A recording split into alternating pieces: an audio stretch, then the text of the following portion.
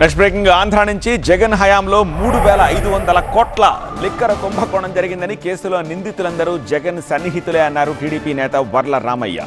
కేసులో ఇప్పటివరకు 441 కోట్లు మాత్రమే రికవరీ చేశారని, మిగతా సొమ్ముతో పాటు సూత్రధారిని సిట్ అరెస్ట్ చేయాలని వర్ల రామయ్య డిమాండ్ చేశారు. మీ 3,500 కోట్ల రూపాయల మద్యం కుంభకోణం మీ team, your close team, your close circuit.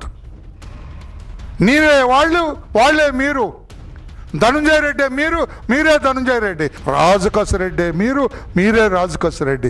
వీళ్ళంతా చేసి 3,500 కోట్ల కుంభకోణం చేస్తే మీరు ఈ విషయాన్ని కప్పిపుచ్చి ఏదో చేయాలని, మసిపూసి మారేడుకాయ చేయాలంటే అయ్యేది కాదు. 3,500 కోట్ల కుంభకోణంలో ఆ డబ్బు ఏమైంది?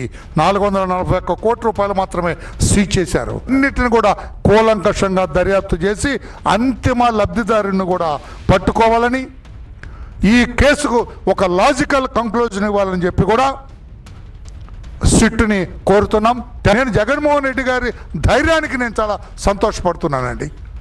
ఎంత జరిగినా ఇన్ని కోట్లు, అప్పుడు 43,000 కోట్లు కొట్టేస్తారని సిబిఐ చెప్పినా, ఇప్పుడు 3,500 కోట్ల రూపాయలు ఈ మద్యం కుంభకోణం చూసినా, ఎన్ని వచ్చినా కూడా ఆ నెమ్మకు నీరెత్తినట్లు కూర్చున్న విధానం నాకు నచ్చింది. ఇవన్నీ బయట పెట్టాలని కోరుతున్నా.